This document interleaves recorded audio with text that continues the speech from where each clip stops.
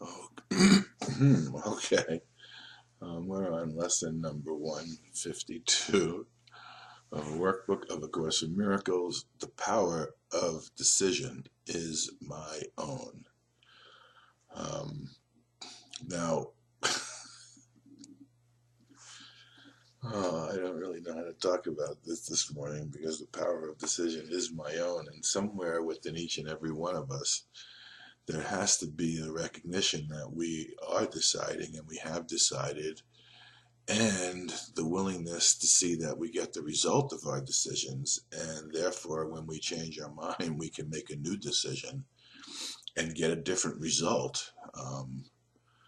Now, I don't know when the Course says the power of decision is my own, the idea that there needs to be a discussion about what it is or who you. Here's a good example. Well, let's read a couple of paragraphs and I'll show you what I'm talking about. No one can suffer loss unless it be his own decision. No one suffers pain except his choice elects this state for him. No one can grieve, nor fear, nor think him sick, unless these are the outcomes that he wants. And no one dies without his own consent. Nothing occurs but represents your wish, and nothing is omitted that you choose. Here is your world, complete in all details. Here is its whole reality for you, and it is only here salvation is. So here is the place where choice is occurring. Now, most of the discussions, there's many discussions that take place are based on who is the you that is doing the choosing, and attempting to find that you who is doing the choosing and come into some sort of definition of who the you is that's being spoken to and who the you is that is making the choice. And yet you are the one that's being spoken to, as I am the one that's being spoken to, as the power of decision is my own. And at some point, the recognition that the free will that we were created with has been reduced to the power of decision, that we can, decisions that we can make in order to make our life what it is we think it is. And it doesn't take much to realize that the experiences that you're having are a result of the decisions that you made or not made because you refused to make a decision as well. Now, who is that you? I don't really know if it matters. I do know that it matters to you how you live your life and the results that you're getting. And obviously, if the results that you're getting are indicated in the paragraph we just read, perhaps you would like to reconsider the decisions you have made and recognize possibly that the decisions that you've made or left unmade have brought you the consequences that you're experiencing, and myself as well. And in that, the ability to say, wait a second, maybe there's a way we can change our mind here and a new way to look at things so we don't have to continue to get these results over and over again and repeat these cyclical patterns that we live in, and including the cyclical pattern of death to death again, and on until we see that no one dies without his own consent. You may believe that this position is extreme and too inclusive to be true, yet can truth have exceptions? If you have the gift of everything, can loss be real? That's a reasonable question to ask. Don't worry about whether you believe or know or think you have everything. Just look at that as, because when a question like this comes up, in these lessons, if you have the gift of everything, can loss be real? What he's going to go on to say is, what obscures the obvious nature of the ability for you to look at that reasonably and view it in the affirmative is not the question, but it's what the ego brings to mind in its need to define everything as different from the choices that you're making right now. so as to keep you from making the choice and seeing the reasonability of the divine logic that is within A Course in Miracles. Can pain be part of peace or grief of joy? Can fear and sickness enter a mind where love and perfect holiness abide? Now, those are just questions. The attempt to justify your thinking rather than just look directly at these questions and answer them reasonably. It's not asking you whether you're experiencing this. It's just asking you to look at the reasonability of singularity, of totality, of wholeness. And then when you agree, you can begin, you have a means to sort out the things that you're given the ability to make decisions of, so as to ask for a true outcome rather than to continue getting false positive results. Truth must be all-inclusive if it be true at all, accept no opposite, and no exceptions. For to do so is to contradict truth entirely. Okay, this is just all very reasonable Socratic thinking to put you in a position of beginning to recognize what's been occurring, not to make you guilty for what is occurring, but to give you a context within which choosing can lead out of guilt and out of fear. Salvation is the recognition that the truth is true and nothing else is true. Now, this is the important part. This is key for everyone, for all of us who have somehow participated in the rebellious act of separation that caused our seeming fall from grace within this hallucination of a world of space and time. Salvation is the recognition that truth is true and nothing else is true. This you have heard before, but may not yet accept both parts of it. Without the first, the second has no meaning. Truth is true, but without the second, is the first no longer true and nothing else is true.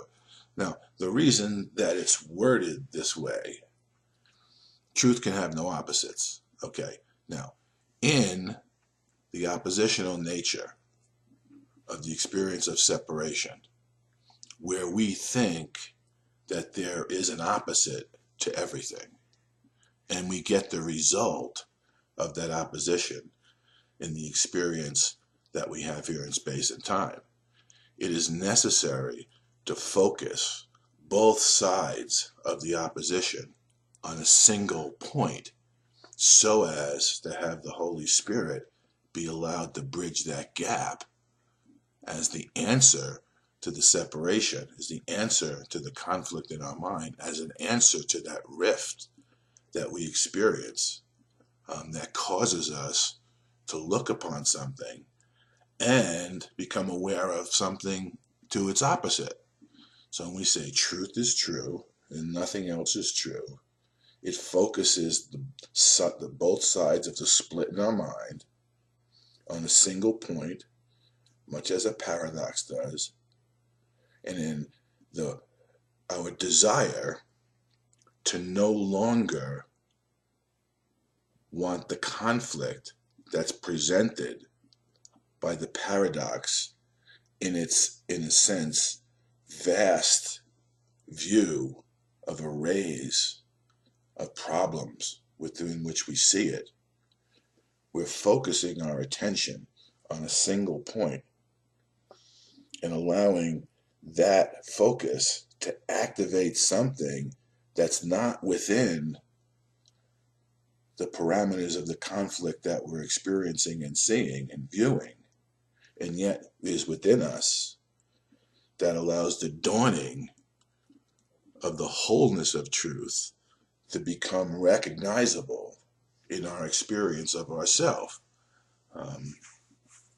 Truth can have no opposite. This cannot be too often said and thought about. Yes. So truth is true and nothing else is true. And what these lessons are presenting us with is a framework around which we can exercise the power of decision, which is our own. So we do these lessons, we get up in the morning, and we set our mind on the idea for the day, do the practice as is indicated, and then recall it as often as we can, because your only function here is salvation. As he said before, as he said, your only accomplishment is salvation. Everything else is a distraction from that, because it is what everyone wants to experience.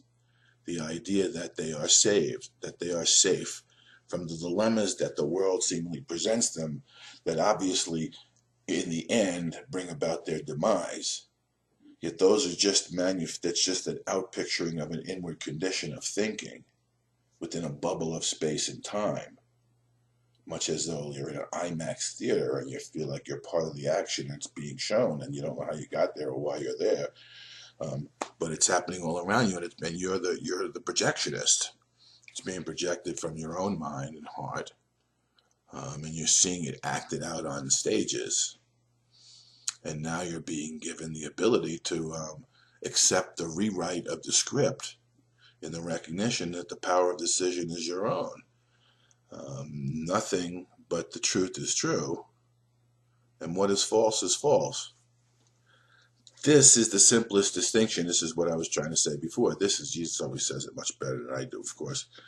This is the simplest distinction, yet the most obscure, but not because it is difficult distinction to perceive. Okay, if you've gone through the questions in the beginning of this, you can see the simplicity of the questions that are being asked of you, not the complexity that the ego would impose over the simplicity of the question, but in simple yes or no's.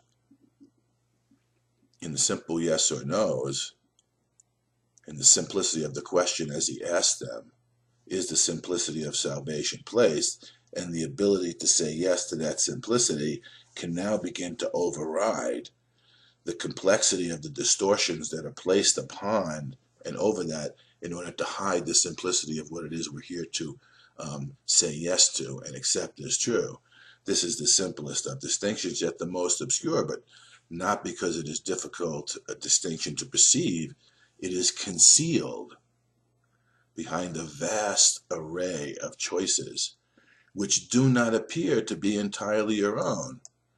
And thus the truth appears to have some aspects that belie consistency and do not seem to be but contradictions introduced by you.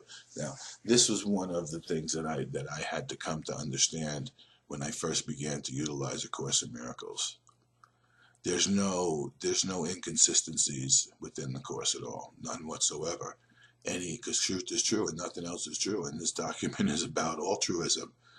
The inconsistencies that I see are in my lack of willingness to accept the truth as true and nothing else being true.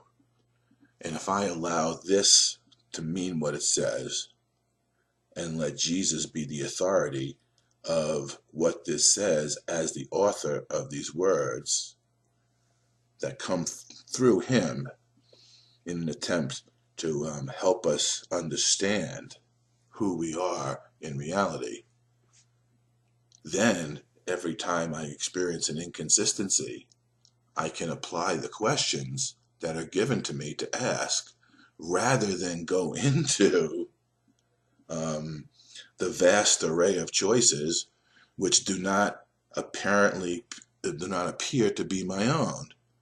If we remember the idea that this is an amnesia, we're in an amnesia, it's a forgetting. It's a forgetting, and the forgetting impacts everything that goes on. So we have forgotten many of the choices that we've made, thinking then, well, where did these come from? They must have been made for me. No, they were made in the forgetting, by the forgetting. They were made in the forgetting by those who have forgotten.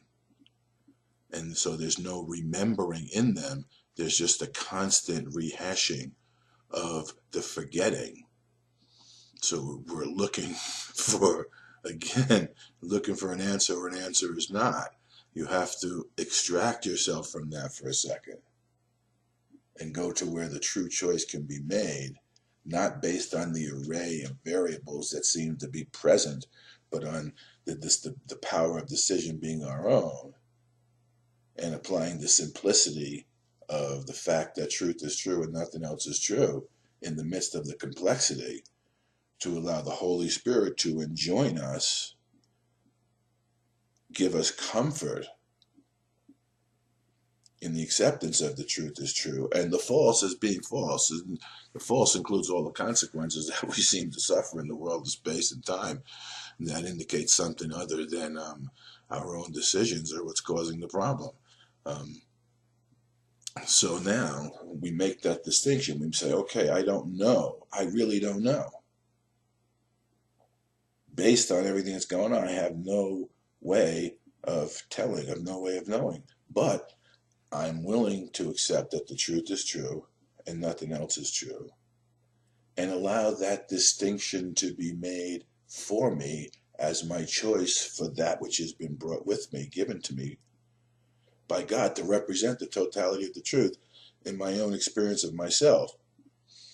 And as I reawaken to that, I reawaken to the reality that occurs in that bridge moment, in that holy instant, in that moment of forgiving myself for all I thought had been done unto me, with the recognition, experientially, that because I had done it to myself, it is undone in the instant I decide differently, and it goes backward and forward in space and time and clears it all out for me and gives me a brand new whole perspective. And that's what's occurring. As God created you, you must remain unchangeable, with transitory states by definition false. And that's what we're seeing in the midst of these transitory states where we seem to get lost. We have the ability to make a true choice to show us that our reality is not transitory. It is totally consistent, and there's nothing else but that. And in that, not conceptually, because conceptually the ego will turn that into boring. Oh, there's no change. I mean, it's just changeless state of the same, blah, blah, blah. The ego will just change that into boring when reality is not boring at all. Reality is constantly creating and renewing itself and renewing you, and the renewing of your willingness to take part and take your part in it. And the willingness to take your part in creation and reality is parallel here by your willingness to take part in the plan for atonement through forgiveness. So that's what we're here to do today. The power of decision is my own. That's a good thing to know. For a moment, the ego, of course, is going to cast shadows on that and want you to cower back from it and experience guilt and shame from decisions you think you've made in the past that you're suffering from now. But the truth of the matter is, the good news is the power of decision is my own, is your own. And we can use that power in a new way because we're beginning a new way to look at everything, to judge it. We're reassociating everything with the truth. And when we want only the truth, and the truth is only truth, nothing else has any value, so there's no place for it to exist in our own heart and mind. And it simply fades away as what is true, the light and love of truth, begins to become forward in our mind rather than repressed and suppressed down into our unconscious. Okay, so you all have a good day.